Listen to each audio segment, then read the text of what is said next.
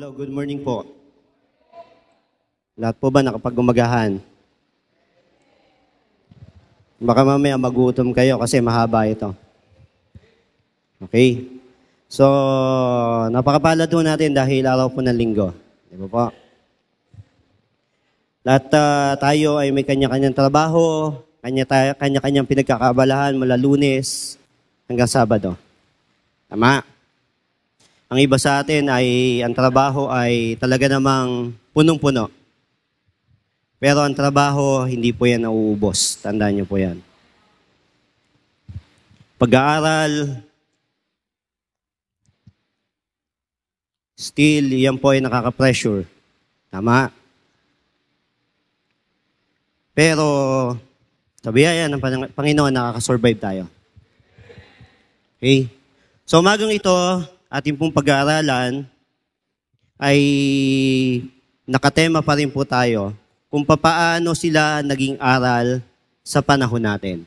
Okay? Let's open our Bible in the book of Luke, chapter 15, beginning to 11 up to verse 32. Okay? Luke chapter 15, verse 11 hanggang 32. Alam ko po, ang talatang ito ay alam na alam ninyo yung istorya. Pero hindi ho natin alam bakit inuulit-ulit ng Panginoon. Pero one thing na sigurado po ako, ito po ay may mapupulot tayong mahahalagang aral sa buhay ng tatlong tao na nakatala sa Bible. Okay? Luke chapter 15, verse 11 up to 32, ang sabi po dyan, and he said, a certain man had 2 sons. And the younger of them said to his father, Father, give me the portion of goods that falleth to me. And he divided unto them his living. 13. And not many days after the younger son gathered all together and took his journey into a far country, and there wasted his substance with riotous living. 14.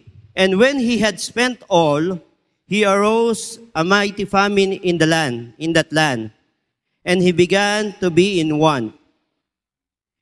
15. And he went and joined himself to a citizen of that country, and he sent him into his fields to feed swine.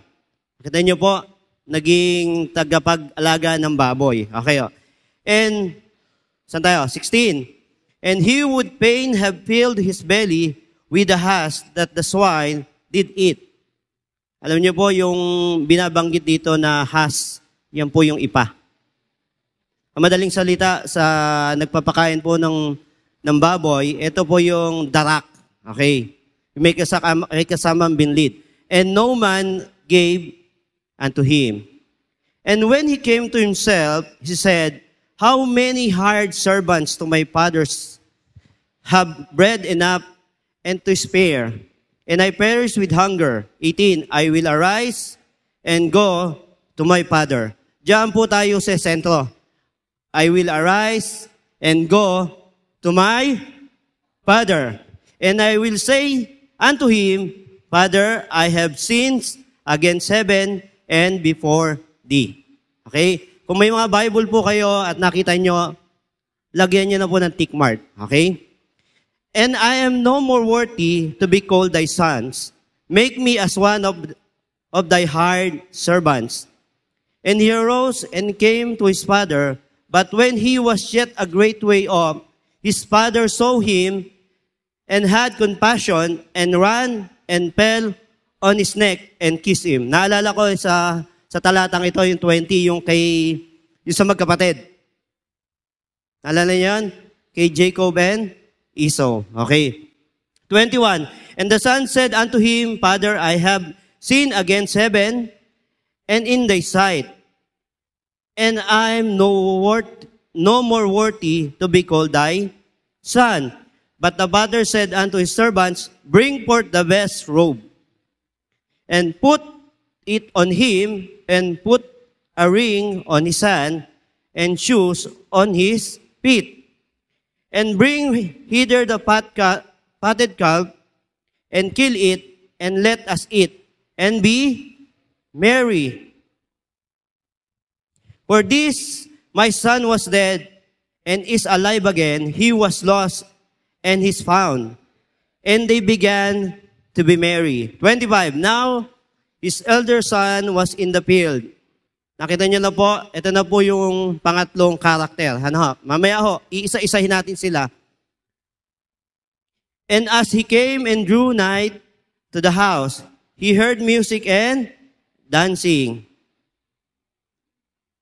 Ano na ba? 26. And he called one of the servants and asked what these things meant. And he said unto him, thy brother is come, and thy father had killed the fatted calf, yung pinatabang guya, because he had received him safe and sound. And he was angry, and would not go in. Therefore came his father out, and entreated him.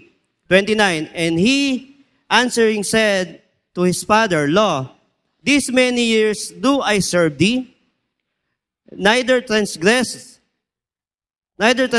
I at any time of commandment, and yet thou never gavest me a kid, that I might make merry with my friends. 30. But as soon as thy son was come, which hath devoured by living with harlots, thou hast killed for him the fatted calf. And he said unto him, Son, thou art ever with me, and all that I have is thine. 32. It was meet that we should make merry and be glad, for this thy brother was dead, and is alive again, and was lost, and is found. Makikita niyo po dito sa aklat na ito, although siya po ay parable, iyan po ay ginawang halimbawa ng Diyos para po i-rebuke yung mga Pariseo. Pero titingnan natin, ano ba yung mapupulot nating aral sa tatlong karakter? Yung the prodigal son, the father, and the firstborn. Okay? So tayo po'y manalangin. Panginoon Diyos, dakila naming Ama, salamat po sa umagang ito. Salamat po, Panginoon, dahil kami ay binigyan nyo ng pagkakataon na makapakinig ng iyong salita. Amin pong panalangin sa umagang ito, amin din pong inilalambing sa inyo, Panginoon, na kami inyong mapatawad sa aming mga pagkakasala. Maging sa aming pakikinig ng iyong salita, nawa po, Panginoon, buksan niyo po ang aming puso. Maging ang aming isipan nang maunawaan po namin ng maayos, Panginoon, yung mensahe niyo sa umagang ito.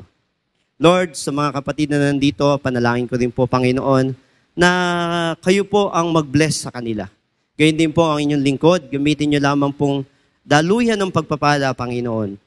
Nang sa gayon po ay amin po itong namnamin, amin po itong sa buhay sa mga susunod na araw. Nawa po, Panginoon, sa amin pong pag-aaral sa tatlong karakter na ito, nawa po, Panginoon, ay maunawaan namin kung ano ba ang mga attitude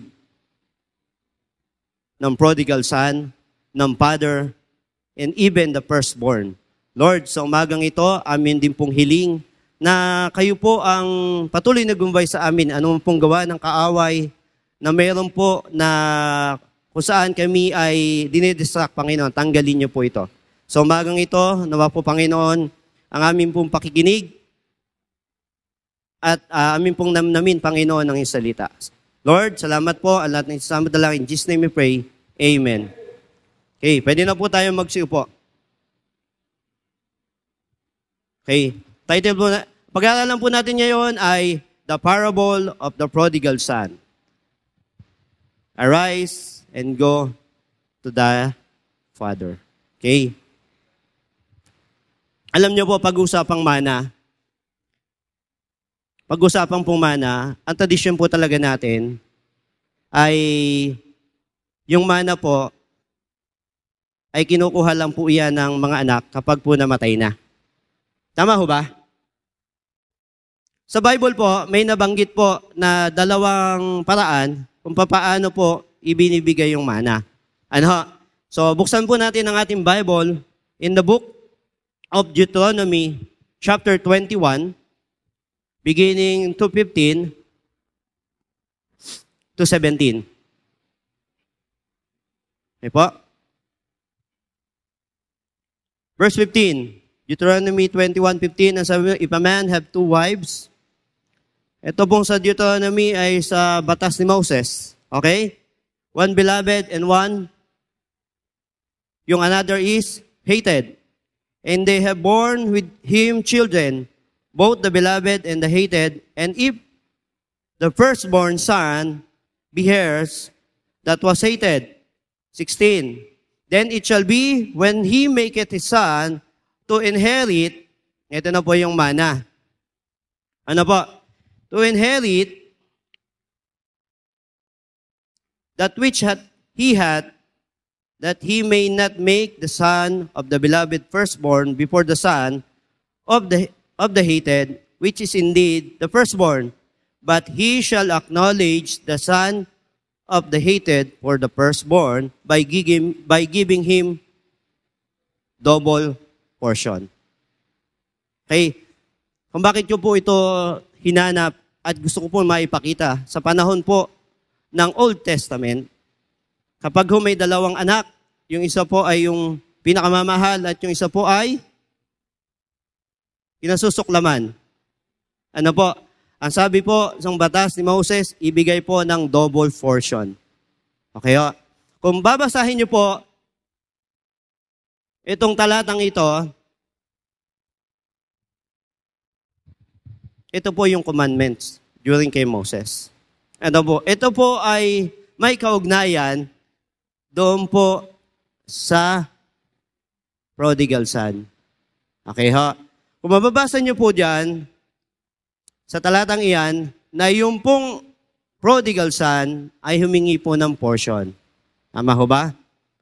Tingnan po muna natin yung isa pa. Genesis chapter 25, verse 5 up to 6.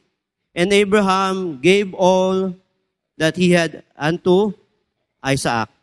Tingnan niyo po, ito po, buhay po ito. Yung kanilang tatay. Pero yung pong mga tatay ang nagkukusa o yung magulang ang nagkukusa na magbigay ng mana. Nagigets niyo po ba? Okay, ang sabi po dyan, verse 6, but unto the sons of concubines, which Abraham had Abraham give gifts. Kasi hindi lang isa ang asawa nila during that time. Pero tingnan niyo po, binibigyan pa rin po ng mana. Okay. Ano, mahalaga po kasi ito. Okay. Sabi po dyan, and he sent them away from Isaac, his son, while he yet lived, eastward unto the east of country. Ano, sa panahon natin ngayon, pag-usapang mana, marami yung nagpapatayan eh. Tama ho ba? Marami yung nasisira ang relasyon dahil sa mana.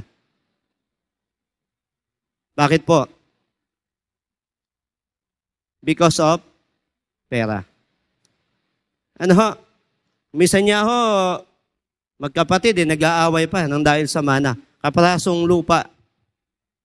100 square meter lang ang diferensya, nag-aaway pa. Hindi, akin yung mas malaki, sa iyo yung mas maliit. Okay? So number 1 point, na makikita po natin, asking his share for the father. AF lang po ito, yung ating pong 5 puntos ngayon. AF.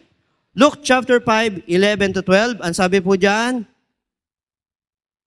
Luke chapter 15, 11 to 12. And he said, a certain man had 2 sons, and the younger of them said to his father, Father, give me the portion of goods that falleth to me. Ano po? Kung kayo po magulang at yung anak nyo po ay humingi ng ganitong mana na hindi pa po kayo patay, anong pong mararamdaman nyo? Di ba po masakit yon? Masakit po yun. Tama ho ba? Masakit po yun. Parang binabastos mo yung magulang mo. Bakit mo hinihingi? Kasi meron kang intensyon na gamitin yung mana mo sa mga bagay-bagay na gusto mong mangyari. Tama ho ba?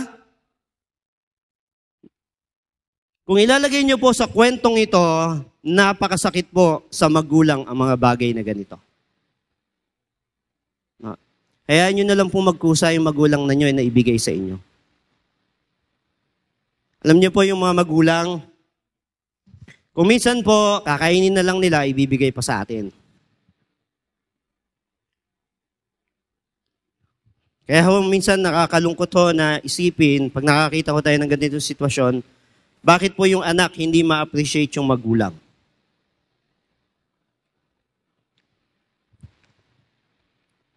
Minsan ho, yung magulang, kung minsan sasabihin niyan, kumain na ako, pero ang totoo, hindi pa kumakain. Di ba? Kung minsan kayo, kumakain kayo ng manok, pero ang magulang nyo, itlog lang. Alam niyo po, masaya ang magulang na kayo nakikita ng anak ay kumakain ng maayos. Pero ito pong attitude ng prodigal son ay hindi po maganda. Ano ang makikita natin dito sa istoryang ito? Okay? Tingnan natin kung paano siya namuhay.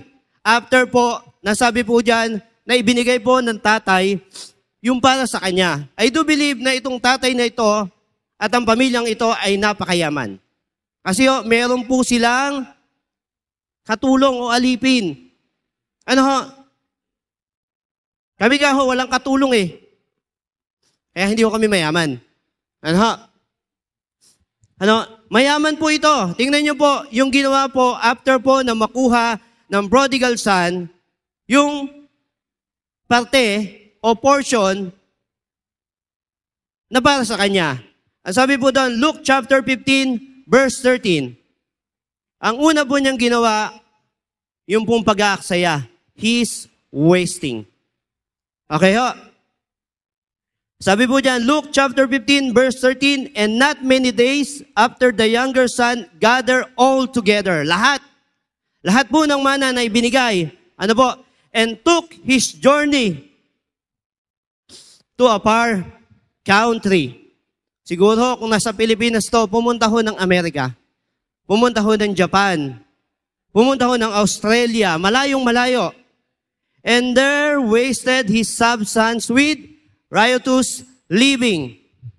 Inaksaya po niya. Kuminsan ho, ganyan ho minsan ang mga anak. Hindi ho binibigyan ng pagpapahalaga yung pera o kayamanan na ibinibigay ng magulang. Kasi hindi nila naranasang maghirap.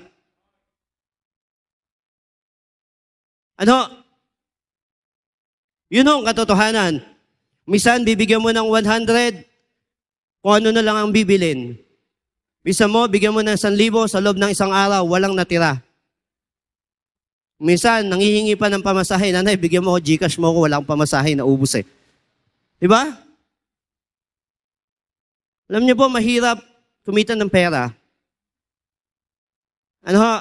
Sabi po sa Genesis, kawadan, lahat ng papakain mo sa iyong asawa at anak, lahat yan ay pagpapawisan mo. Tingnan niyo po yung attitude ng taong ito. Inaksaya niya lang. Hindi niya binigyan ng value.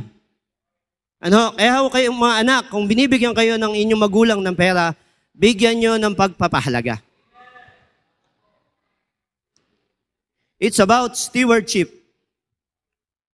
Ang sabi dito po, with riotous living. Pag sinabi pong riotous living, ito yung palusaw. Wala hong control. Pag nakakita ho ng may relo pa na maganda, G-Shock, ay may magandang latest ngayon na labas, bibili uli. Ganun po siya. Nakakita po na mayroong maganda po yung sapatos niya. Gusto ko yung umiilaw. Kahit mahal ho yan, bibilin po niya. Yan ho ang pagkakaiba ng oras at pera. Ang pera ho, mabibilang nyo kapag yan ay paubos na. Pero yung oras, hindi nyo kayang bilangin kung ito'y paubos na. Kaya ho sa paglilingkuran sa Diyos, dapat ho, ang paglilingkod ay halin tulad mo sa oras. Na hindi mo alam kung ito'y paubos na. Baka mamaya o bukas, baka paglabas natin dyan, matagis tayo ng e-bike na pula. Di ba? O kaya ng sniper na black. Di ba po? Tingnan niyo po yung pag-aaksaya. May nabasa po ko article o may napanood ako. Di ba po sa Amerika, makita niyo po, itinatapon yung mga pagkain. Pero ang dami pong nagugutom. Tama ho ba? Kaya ho kayo may mga damit na maganda pa, ipamain nyo na. Di ba? Di ba? Tama po yung ugaling ganun. Ano ho? Baka mamaya, lumaki na kayo. Ang waistline nyo dati 24. O, di ba? Ngayon ay 29 na. O, di bigyan nyo sa may waistline na 24. Di ba? Okay, sabi po dyan, tingnan nyo po kung gaano pinagpahalagahan ng Panginoon yung mga bagay-bagay na ayaw ng Panginoon na nag-aaksaya. John chapter 6, verse 12 to 13. Ito po yung ang Panginoon ay sinundan ng maraming tao after po na gumawa ng miracle. Ano ha? Tingnan niyo po ito. John chapter 6, 12 to 13. Ang sabi po dyan, when they were filled, and he said unto the disciple, gather up all the fragments that remain, that nothing to be lost. Nung nagpakain po, may isang tao po dito na mayroong ilang isda, 2 at 5 tinapay. Ang sabi ng Panginoon, lahat yan, ipunin ninyo at walang masasayang. Just imagine yung tinuturo ng Panginoon. Di ba po? Na maging masinop tayo sa ating pinagkakakitaan. Paano ka bibigyan ng Panginoon? Burara ka nga. Di ba? Paano ka bibigyan? 13, therefore they gathered them together. Tingnan niyo po yung mga apostol dito. Ano po? Napakasunurin. And filled 12 basket. Sipin niyo po yung mga natitira. Marami pala yung pag-inipon. Ano? Kaya kung kayo nakakakita ho kayo sa lansangan ng 25 centimos, pulutin po ninyo. Pag naipon nyo po yan, marami din po yan. Ano ho? Meron po ako nakita na for 25 o 30 years, yung mga single centavo, inipon niya. Ang dami po niyang naipon. Ano? Ang dami po niyang naipon. 25. Kuminsan yung 5 may butas, 5 cents, tama? Sinusukli sa atin yan, di ba? 10 cents. May halaga po yun. Ano? Hindi yung ginawa ng Bangko Sentral yon para itapon lang, maging palamuti lang. May halaga po yun. Ano? Tandaan nyo, hindi ho kayo makakabuo ng piso, tawag wala hong 5 cents, 10 cents, and 25. Ano? Problema ho lang sa atin o sa maging unbeliever o Kristiyano, hindi po nila binavalue yung halaga nun. Pero ang sabi po ng Panginoon dito, and gather up the fragments that remain and nothing to be lost. That nothing lost. Wala pong masasayang. Ano, kuminsan ho, pipila kayo sa supermarket, kapag kulang ng 50 centimos, nabaliktad nyo na yung buong wallet ninyo, di ba, kakahanap. Di ba po? Kaya ho, wag ho natin silang tularan na nag-aaksaya, katulad po ng prodigal son na ito. After ho na makuha, nag-aaksaya po. Letter B, dahil darating po ang panahon na siya po ay, ano po, his wanting, mangangailangan. Ano? Kaya tama ho yung may kasabihan na kapag mayroong isinube, mayroong pong bubunutin. Ang sabi po dyan, Luke chapter 15, verse 14, and when they had spent all, nagastos na po niya lahat, wala na pong natira. Ang mahirap po yun doon, naranasan ko na sa Bicol ako, no, malayo po. Kapag wala ka ng pera, ang hirap, parang wala kang lalapitan. Ano? Parang ganito yung malayong-malayo ito. Ano? yung prodigal son, napakalayo ho niya sa kanyang hometown. When he had spent all, there arose a mighty famine in that land. Ang mahirap pa nito, tagutom pa. Wala ka ng pera, tagutom pa. And he began to be in want. Nangailangan po. Lahat tayo may pangangailangan, tama ho ba? Lahat tayo may pangangailangan. Pero ang Panginoon ang nagpo-provide. Wag ho nating sabihin na ang sweldo natin ay hindi sapat. Kaya lang yan hindi nagiging sapat dahil ikaw ay waldas. Tama ho ba? Kuminsan ho, pag dumating ang pera, ang sweldo ninyo, nakita nyo yung figure, kuminsan niya, hindi pa nga dumarating, alam nyo na kung saan pupunta yan eh. Tama ho ba? Pero pag hawak na ninyo, yung listahan nyo nababaliwala. Tama ho ba? Pag nakakita kayo, kaya nga iniiwasan kong pumunta na SM eh. Pag nakakita ka doon, ako po, delikado. Kasi yung want, yung gusto mo. Hindi yung want na pangangailangan. Iba yung need sa want. Diba? Kaya mahirap po. Ano po sabi ng Bible? Proverbs chapter 6. Sabi po doon, verse 6 up to 9. Ang sabi po diyan, go to the ant, thou sluggard.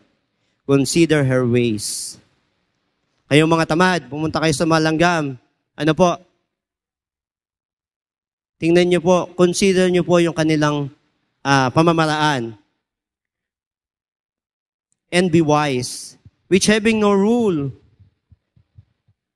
no guide, overseer, or ruler, provided her meat in the summer. Alam nyo po, sa atin, kapag summer, ang iniisip na ninyo, dagat. Tama ba? Outing, paggagastosan. Well, hindi ko kayo pinagbabawalan na kayo pumunta ng dagat. Hindi ko po kayo pinagbabawalan na kayo po ay mag-outing. Ang sinasabi lang po dito, wag namang masyadong maglustay na maglustay. Ano po? Lahat po ay may karapatan na magsaya dahil fruit of labor niyan. Ano? Kung kayo ay magsasaya at hindi pa kayo nakakapag-tithes, nakakapag-offering, nakakapag-first fruit, wag niyo pong gawin yon. Ano ho? Tapos magsasaya kayo, linggo pa.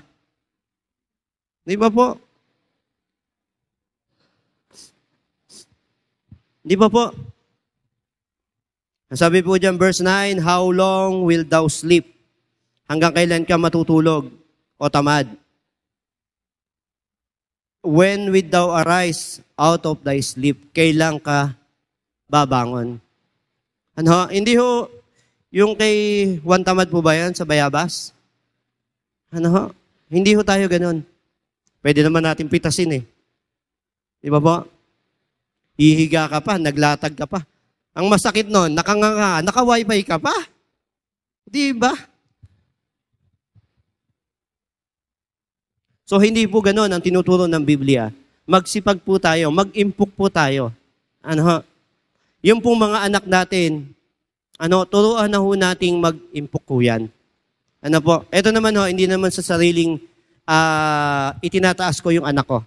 Ano? Ito lang po yung nakita ko kay Dea. Kay Dea po, nabibigay po kami ng allowance kay Dea. Ano ho?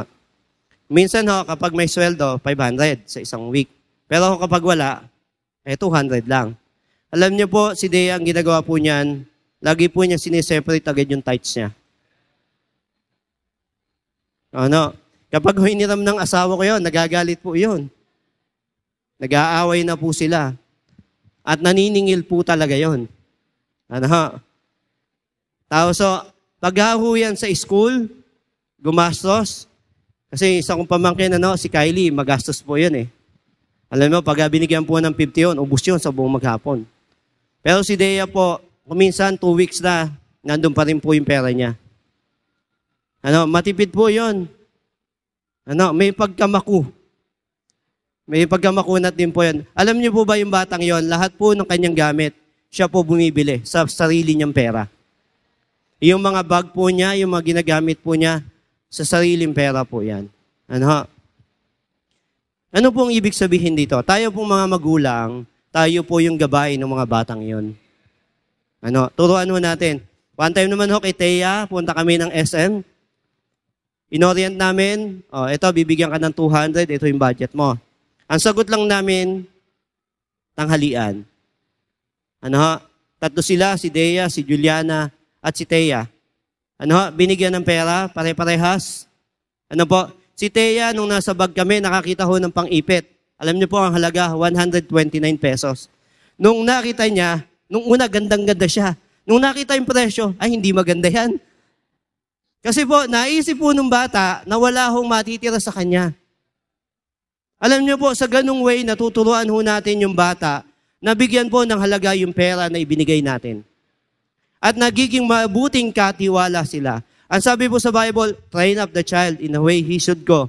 And when he is old, he will not depart from it. Sa mga magkakaanak, gawin po natin to. Sinishare ko lang po sa inyo, pero hindi ko po kayo pinupuwersa. Sinishare ko lang po yun. Kaya sabi ni Kylie, pag ikaw pumunta ka kila Tito Joel, maraming rules sa loob ng bahay. Okay. Kasan tayo? Una, he's wasting. Pangalawa, he wanting. Pangatlo, alam niyo po, doon lang tayo kumuha ng ng balangkas. Okay. Pangatlo, he is a wanderer. Ano po yung wanderer? Naging pulubi po siya, naging palaboy. Sa salitang kalye, naging patay, gutom. Just imagine. Tingnan niyo po, ang sabi po dyan, Luke chapter 15, 15 to 16, and he went and joined himself to a citizen of that country. Alam niyo po, kapag naisip ko po itong, and he went and joined himself to a citizen of that country, ang naisip ko po, Africa. Di ba po may tagutom doon? Maraming po mga malnourished. Di ba ba? Ang sabi po, and he sent him into his fields to feed swine. Tagapagpakain na lang po siya ng baboy. Ang sabi po daw, 16, and he would fain have filled his belly with the husk. Alam niyo po, ipa na lang. Gusto niya nang kainin po yung pagkain ng baboy. Sa sobrang gutom. Ano mo, ito yung typical na nasa kama ka na, gumulong ka, papuntang banig. Kaya mahirap ngayon, yung maraming mayayaman kapag bumagsak, hindi nilaranas ang hirap. Pero kapag yan ay nakaahon, alam niyo po, doon nila na-appreciate yung pinaghirapan nila at maging ang kanilang mga magulang. Alam niyo po, napakasarap po na tayo pamanahan ng ating mga magulang. Lalo na sa material na bagay. Kasi pinaghirapan nila yan eh. Alam niyo po, wala tayong ganong gagawin nga doon sa totoo lang eh. Malaking blessing na yon. Kaya pag binigyan kayo, pag binigyan ka ng nanay mo, binigyan ka ng 10 hektarya na lupa, di ba? Nagpundar si Sister Nora, bumili bukas. Sa susunod na linggo, binagbigyan ka, di ba? Pagyamanin mo yun. Okay? Pangapat.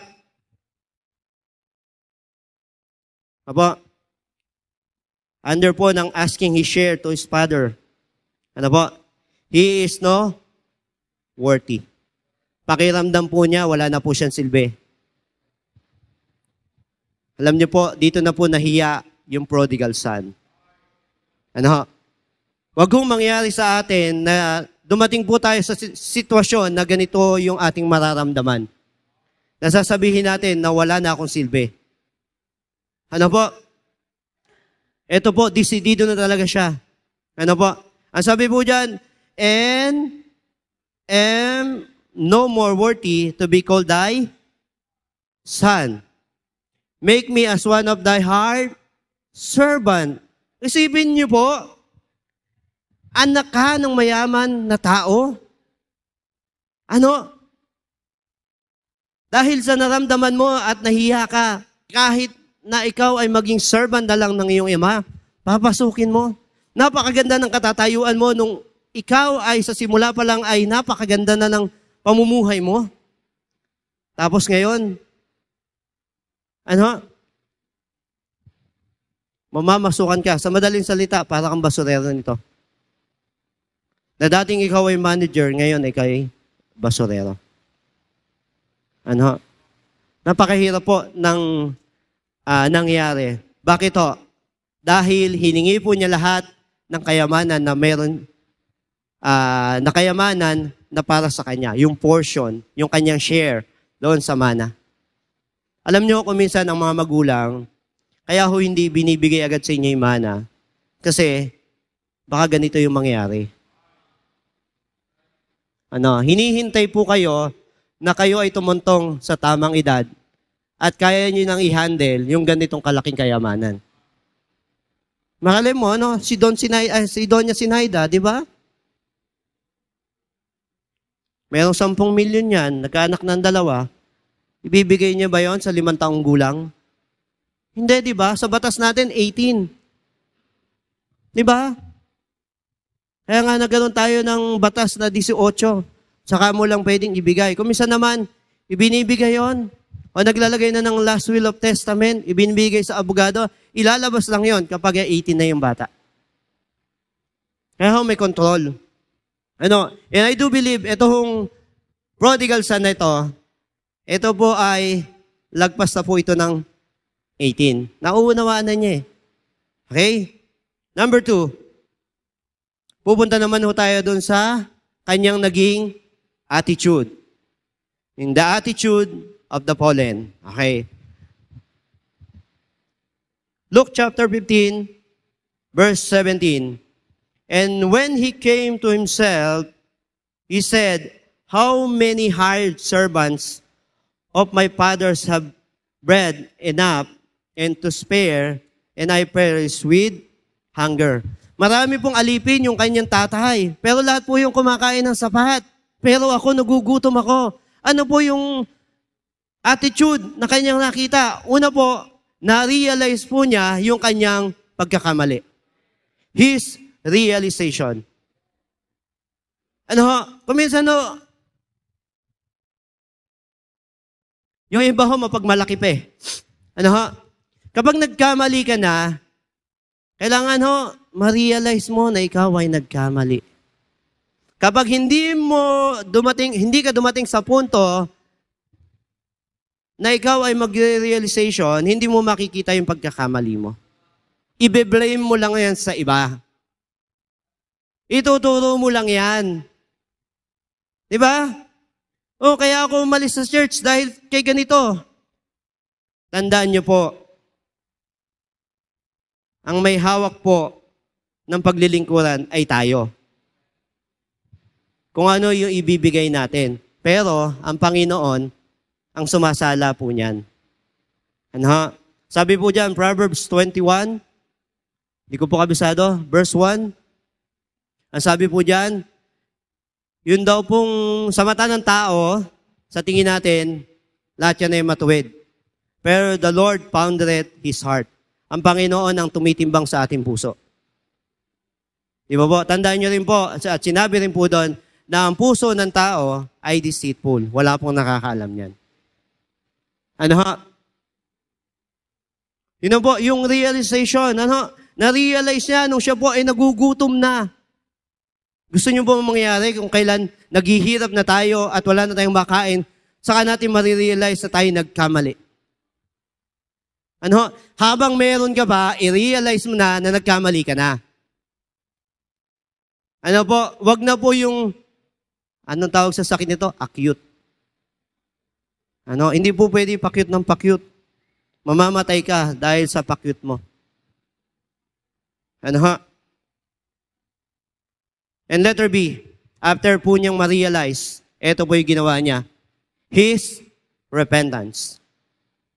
Luke chapter 15, verse 18. Ito po yung ating tema, I will rise and go to my Father.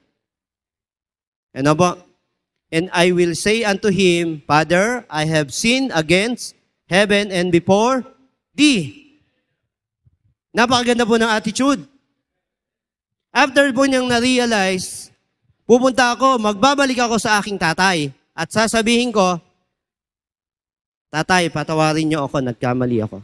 Kuminsan, ganyan po ang mga Kristiyano. Ang hinihintay ng Diyos, kung paano ka babalik. Ang problema sa ibang tao, sa ibang Kristiyano, iniisip nila kung ano sasabihin ng iba. Huwag mo nang isipin yun. Di ba? Yung agreement ninyo is between you and God. Huwag mo silang tingnan. Kasi kung titingnan mo lang sila, hindi ka makakabalik. Yun ang katotohanan.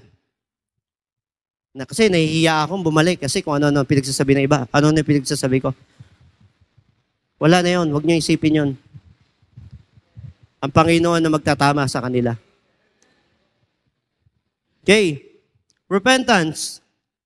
Ano po? Napakahalaga po ng the word repentance. Pangatlo, ano po yung attitude ng Pauline o ng prodigal son? Ito po yung kanyang resolution. Ano po? Ito yung kanyang initiative. Ang sabi po dyan, Luke chapter 15, verse 19, And I am no more worthy to be called thy son, make me as one of the hired servant. Tingnan po, yung resolution niya, napaka-humble. Ano po? Gawin niyo na lamang po kung alipin. Maging isang alipin sa iyong ano po, sa tahanan. Di ba po? Sana po ganito yung attitude ng nagre-repent. Meron pong nagre-repent, mas mataas pa ang kamay sa bewang. Sa giso nakaganyan. May nagre-repent ba nakaganyan? Wala po. Tingnan niyo po ito. Make me one of thy hired servant. Ano? Napakaganda po ng attitude. Kung makikita nyo, sa unang, nung humingi po siya, yung tatlo po doon, ano po? Yung nagwaldas po siya, he's wasting, he's wanting, naging wanderer po siya, naging pulube, and hindi po siya naging worthy. Pero tingnan niyo po yung attitude na to. Ano po? Yung kanyang ano pong ginawa? Yung pong kanyang, number one, ano po yung ginawa niya? Realization. Yung pong napakahalaga. Pangalawa, ano po? Repentance. At pangatlo, resolution. Ano ho? At pangatlo, puntos, dadako po tayo doon sa tatay. The acceptance of the Father. Ano ho? Ano po? Na-realize na siya, nag-repent na po siya, resolution, yung kanya initiative, pumunta po siya sa kanyang ama. Tingnan po natin yung attitude naman ng tatay. The acceptance of the Father. Una, yung pagiging faithful ng kanyang tatay. And he arose, Luke chapter 15 verse 20, and he arose and came to his father. Pumunta na po yung prodigal son sa kanyang tatay. Umuwi po,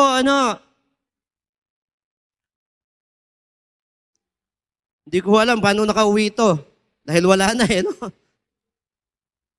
Baka naglakad to. Pero disidido talaga, no? Malamang po baso, nakayamba sa e-bike na pula. And he arose and came to his father, but when he was yet a great way off, malayo pa lang, his father saw him. Imagine niyo po, ilagay po natin yung kwento. Nung po siya ay mayaman, tayo ka Kuya Lance. Yan, ganyan po yung posturang mayaman. Di ba ho? Naka-necktie, di ba? Gwapong-gwapo. Baba ka na, upo ka na. Pero nung siya ay bumalik na po, hindi na po ganyan ang itsura niya. Ano ho? Baka ho yung kanyang long sleeve, gutay-gutay na po yon. Ano ho? Yung kanyang pantalon ay butas-butas na, yung may butas ho dito. Ano? At yung kanyang sapatos, nakalabas ho yung paa. Ano ho? At kung isipin nyo ho, hindi na ho siya ganyang kagwapo. medyo payat na rin ho. Tama ho ba? Yung balbas ho niya mahaba na. Yung buhok niya mahaba na. Yung kuko po niya maiitim at mahaba na rin po. Pero tingnan niyo po yung pagiging faithful nung ama. Malayo pa lang, nasa gate pa lang, nakita na niya yung kanyang anak. Isipin niyo po, ganun po ang Diyos. Malayo ka pa lang, hinihintay ka na niya. Kilala ka niya. Ito po yung tinatawag na lukso ng dugo. Isipin niyo po, kung isipin niyo, hindi na nga ito makilala eh. Pero, nung malayo pa lang, nakita na po niya and had compassion and run. Tumakbo yung tatay. Pagkatakbo po, anong ginawa? And fell on his neck. Niyakap po sa leeg. And kissed him. Tingnan niyo po, napaka-faithful nung ama. Kahit sa kabila ng ginawa niyang pagkakamali sa kanyang magulang sa hindi pagsunod, tinanggap pa rin ho nung kanyang ama yung prodigal son. Ganyan po talaga ang mga nanay at ang tatay. Naalala ko po nung ako'y nag-area sa Pampanga, meron po siyang, si Kuya Boy po ito mag-asawa po yon. Meron po silang 3 anak. Bali 5 sila, Nagkaasawa na po lahat yung kanyang anak. Malalayo ho. May nagtatrabaho sa Manila. San Simon, Pampanga po ito, Meron sa San Fernando, medyo hindi ganun kalayo. Alam niyo po ba ang longing ng matandang ito? Kapag daw ho, alam nilang uuwi yung kanilang anak, yun yung tinatago-tago nilang sardinas na ilalabas nila. Yun yung longing nila. Yung best, ibinibigay ng tatay talaga. Ganun ho, ka-faithful yung mga magulang natin. Kapag ho tayo umuwi, kaya masarap yung nakabukod eh. Tama ho ba? Makikita nyo rin ho dito sa istoryang ito, yung nakabukod na anak at saka hindi. Yung prodigal son at saka yung firstborn. Kaya ho masarap eh. Ang sabi po dito, and he arose and came to his father, but when he was a great way off, malayo pa lang. Ganyan din po yung magulang natin, malayo pa lang. Nasa EDSA ka pa lang. Umiikot na ho ang puwit niyan. Hindi na ho alam kung ano gagawin. Nandiyan na ba sila? Nandiyan na sila. Atat po sila. Ganyan din ho ang Panginoon. Hinihintay na lang ho yung pagbabalik mo. Okay. 3, letter B. The acceptance of the father, under po nito, letter B, his forgiveness. Ibinigay po doon sa anak na nagkamali. Ang sabi po dyan, Luke chapter 15, 21 to 22. And the son said unto him, Father, I have sinned against heaven and in thy sight, and I am no more worthy to be called thy son.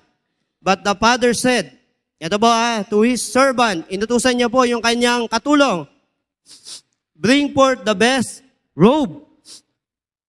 Yung pinakamagandang damit, and put it on him. Put a ring on his hand, and shoes on his feet. Sipin niyo po, wala na pong ari-arian yung anak niya. Pero yung ari-arian ng kanyang ama na available, inilagay po yung best robe. Parang ikakasal, ilagay po yung singsing. Yung ginto. At nilagyan po ng sapatos. Di ko lang alam kung ano natatak. Nike ba?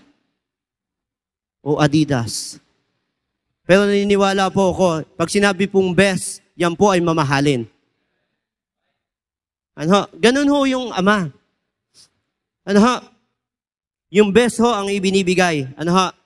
Kaya nga ho, kuminsan, nagtataka ho ako sa mga anak, yun hong pagsagot. Inuutosan mo lang na maghugas ng pinggan, galit pa. Nung araw ho, yung mga anak, tingnan lang ho ng kanilang ama at ina, takot na po yun. Ngayon ho, baliktad. Pag tumingin ang anak, takot ang ama at ang ina. Ganun na po ang trend ngayon. Totoo po yun. Di ba ho? Kapag inutusan mo, may angil pang expansion. Okay. Sabi po dito, 1 John 1:9, if we confess our sins, He is faithful and just to forgive us our sins. Yun po yung karakter ng Panginoon, yung Father.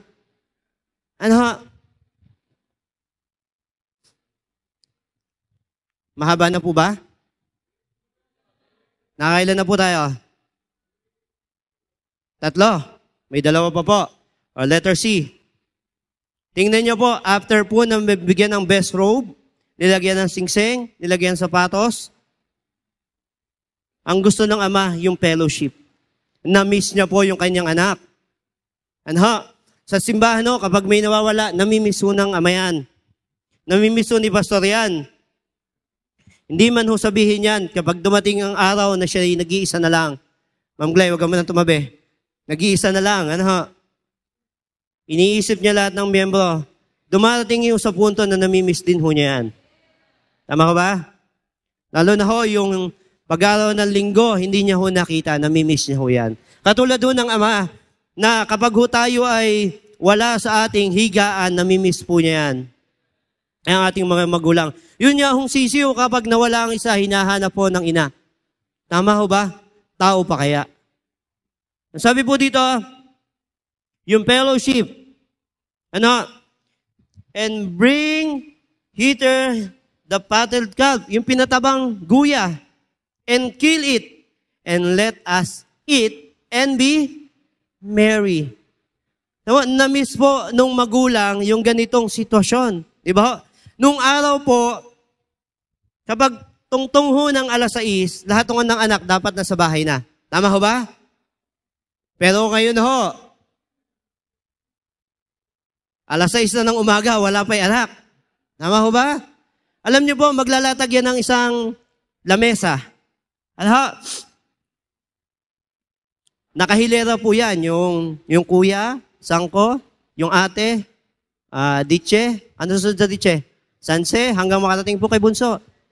Magpapaikot po yan ng tabo na may tubig. Tama ho ba? Ibibigay doon sa pakanay, maghuhugas kayo lahat yan. Di ba ho? Ganun po nung araw.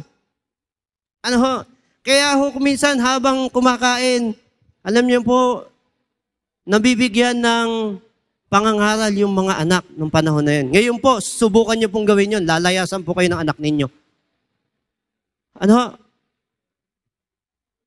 Pero wag ho tayong magsasawa na gawin po yun sa ating mga anak. Kasi pagdating ho ng panahon na tayo ay nawala na, kawawa po sila.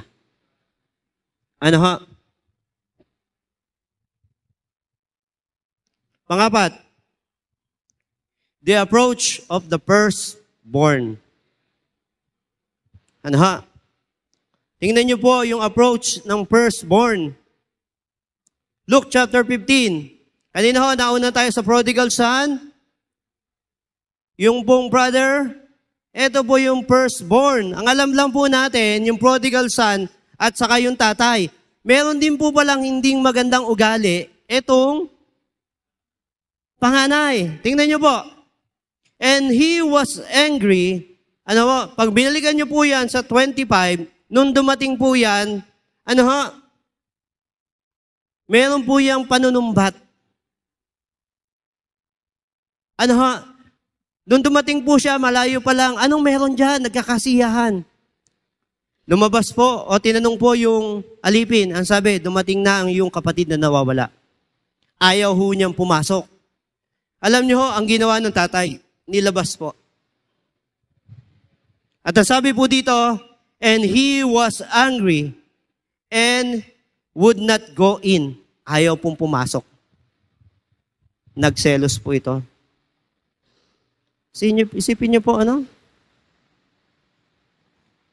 Nagtatampo sa magulang. Huwag niyo pong gagawin yan, yung magtampo sa magulang.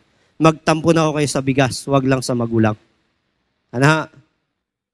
Huwag niyo pong gagawin yon. Dahil yun po ay kasalanan. Ano? Therefore came his father out and entreated him. Tingnan niyo po, ano pa yung ginawa? 29, and he answered, said to his father-in-law, these many years do I serve. Ano? Ito, nanumbat na to. Ganyan noong minsan ng mga anak, kapag pinagagalitan, sumasagot. Noong araw ho, kapag pinagalitan ng anak, nakayuko lang yan. Baliktad na ho ngayon. Ano ho? Sabi po, 1 Timothy chapter 3. Naalala ko lang po. Kuya, 1 Timothy chapter 3. Verse 1. Sabi po dyan, in the last days, tama ba ba? 1 Timothy. O 2 Timothy. 2 Timothy chapter 3, verse 1. In the last days, perilous time shall come. For men shall be lovers of themselves. Covetous. Tama? Nakalagay dyan? Ano po? Boosters, proud, blasphemers, and disobedience to parents. Ano po? Sabi po ni Timothy, darating ang panahon na ang mga anak ay magiging masuwayin sa kanilang mga magulang. Tama po yun. Nangyayari na po ngayon. Unthankful and unholy. Ano po? Totoo po yun. Nagiging matigas po ang ulo ng mga bata. Sige po, kuya, down mo. 3. Without natural affection, truce breakers, false accusers, incontinent, fierce, despisers of those that are goods. Yung mga mabubuting bagay, nire-reject nila yan, ayaw nila yan. Ganyan po ang mga bata ngayon. Verse 4. Traitors, heady, matigas talaga ang ulo, heavy-minded, lovers of pleasure more than lovers of God. Mas gusto nila ang pleasure. Ano ho? Yan ang ano ng mga bata ngayon. Gusto nila yung gala dito, gala doon. Yung pleasures. Ano ho? Alam niyo po, kumisan sa simbahan, naiinip tayo magsimba. Nalilate tayo. Ano ho? Pero kung kayo ho ay manunood ng concert, ang tagal-tagal nyo nakapila, hindi kayo naiinip.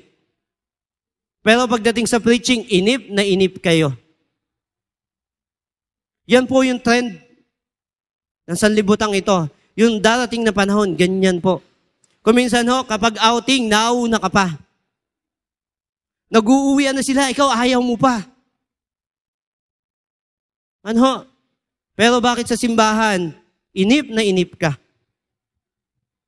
Gusto mo, pagkatapos ng offering, uwian na. Mayroon pa po tayong program na nilatag sila. Ano ho, tapusin po natin. Ang sabi po sa Romans chapter 12, verse 1, hindi ko po nailagay dyan. Ano po? I beseech you, therefore, brethren, by the mercies of God, ano ko sunod doon? Present your body, ano po, holy and acceptable to God, which is your reasonable service. Ano ho? Sa iba hong churches, sila ho ay kapag nanambahan isang araw.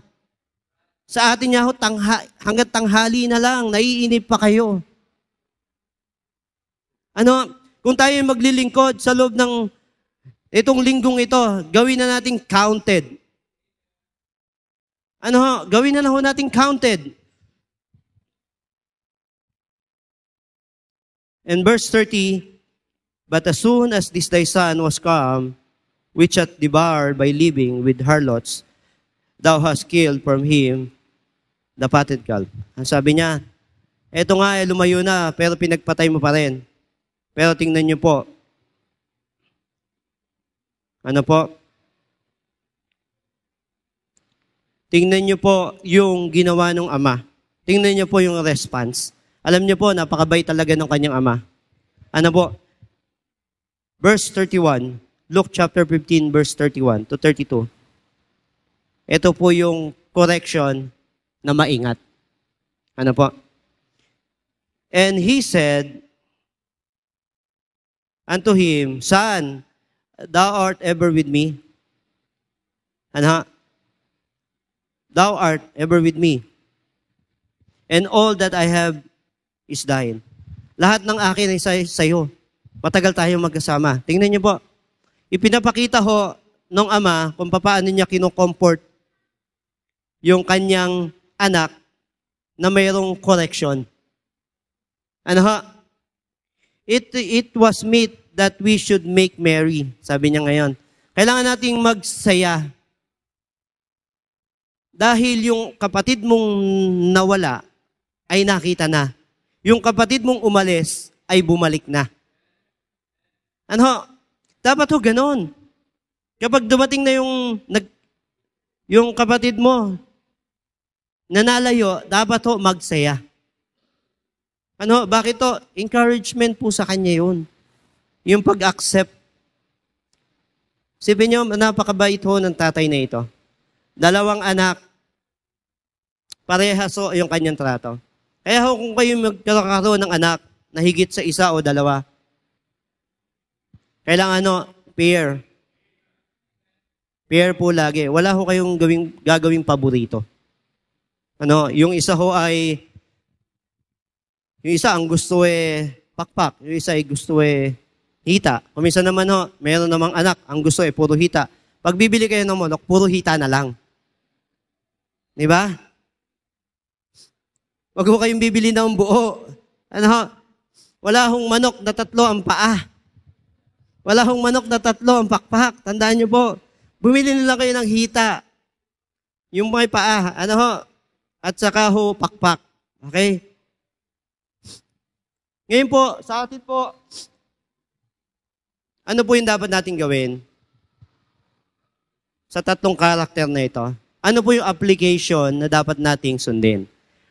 Last, the application we need to follow. Una po, kung tayo may pagkakamali sa buhay, ito na yung time para ma-realize natin kung ano ba yung pagkakamali natin. Kung tayo nagkakasakit, hindi po yan ibinigay ng Panginoon na ikaw ay magkasakit lang. Kailangan ma-realize mo bakit ka nakahiga ngayon sa banig ng karamdaman. Baka meron ka mali. Even sa atin na nakaupo dito ngayon, kung bakit natin ito napakinggan, dapat ma-realize natin yung kwento nila, paano ba naging aral sa atin. At pangalawa, baka ito yung time para tayo ay mag-repent. Humingi ng tawad. At pangatlo, pagkatapos nating mag-repent, ito yung dapat nating gawin. Return. Kailangan mo nang bumalik.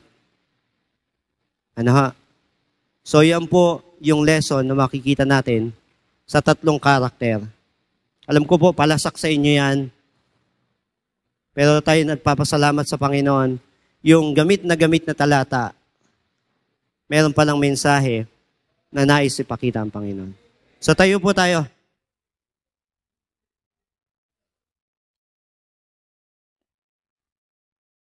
Okay. Panginoon Diyos, dakila naming Ama, salamat po Panginoon sa buhay po ng prodigal son, ng father, at naging firstborn. Salamat po Panginoon dahil ipinakita niyo po Panginoon yung mabubuting aral sa kabila ng mga negatibo nilang nagawa. Pinakita niyo po sa amin, kung sakali man po kami maka-encounter ng ganito, ay alam na po namin yung aming gagawin. Salamat po Panginoon sa ganitong mensahe. Sa umagang ito Panginoon, kami ay nagpupuri, nagpapasalamat Panginoon sa mensahe na aming narinig. At aming hiling po Panginoon sa umagang ito, nawa po Panginoon kayo ang maghari. Sa pagpapatuloy po ng ating mensahe, tatawagan ko po ang ating pastor para po sa ating invitation.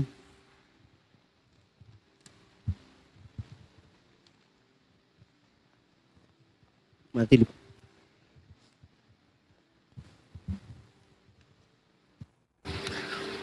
Abang tayo nakapikit at nananalangin,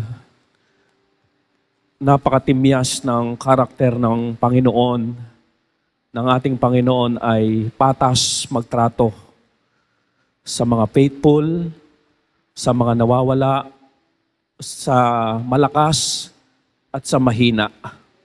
Dahil patas ang Panginoon sa pagmamahal sa ating lahat. Wala siyang itinatangi.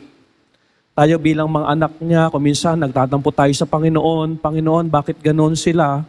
Samantalang kami naman ay nagtatapat sa inyo. Dito lang ipinapahiwatig ng mensahe that our God, ang ating Diyos, ay patas na Diyos.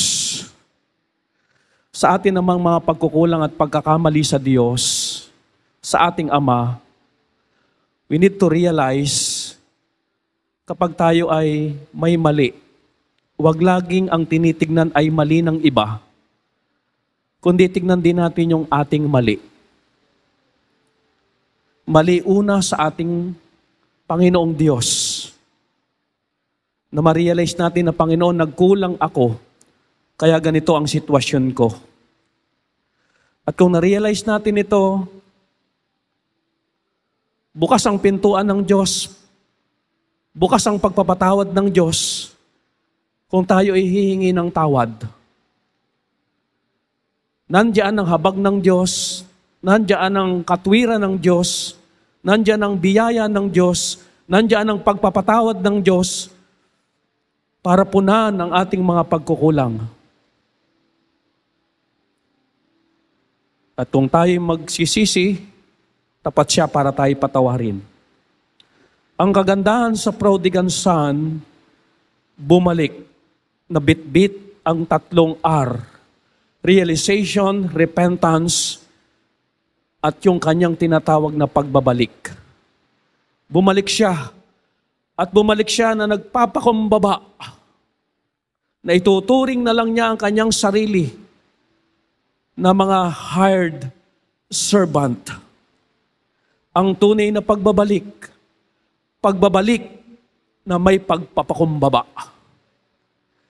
Dahil walang anumang pride na tatanggapin ng Diyos. Dahil ang Diyos, itinatanghal niya, itinataas niya ang nagpapakumbaba. Kaya ito'y binihisan ng pinakamahal na damit. Binigyan ng sapatos. Ipinagpatay ng pinaka-best na tupa. Dahil nakita ng Diyos na ang kanyang pagbabalik ay tama. God can do that for you. Come on. You talk to God. Hindi ulit nandito ka every Sunday. You are not prodigal. Sometimes you are here every Sunday, but you are the firstborn son. Na laging mayroong inggit, na laging mayroong pagtatampo,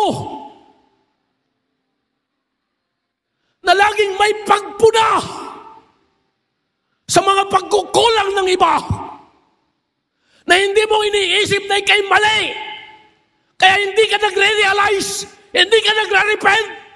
Akala mo ang lapit-lapit mo sa Ama, pero ang layo-layo mo na. It is not the assurance na every Sunday you are here, that you are so close to God. It is not the assurance. Puso ang tinitingnan ng Diyos.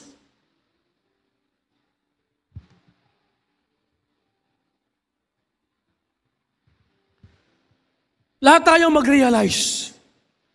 Sometimes we are the prodigal son. Sometimes we are the firstborn son.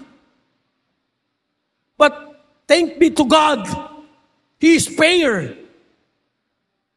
to forgive us, to comfort us, at ibalik tayo sa tamang fellowship sa Kanya.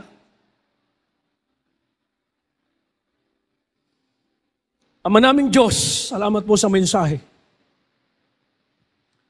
Salamat sa pagkausap mo sa amin.